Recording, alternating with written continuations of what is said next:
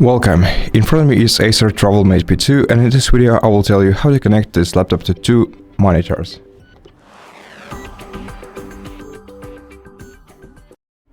Well, before I start, let me tell you that you can connect up to 3 monitors to this laptop, since it's got 3 different ports that you can use to connect it to your monitor. So take a look at the left edge of your computer. Here you'll find the DisplayPort, the HDMI port and the VGA port, and all of this can be used for connections.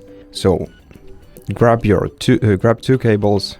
You can pick between these 3 options and connect one side of the cable into your computer and the other one into the monitors. If your monitor doesn't support some of these connections, you can use an adapter and it will work just as fine.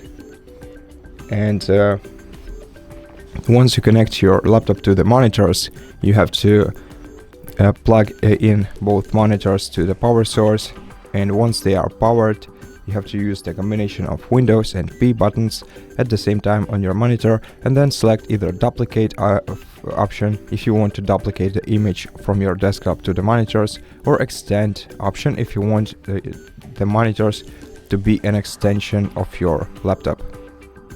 And that's basically how you do it. So thank you so much for watching this video.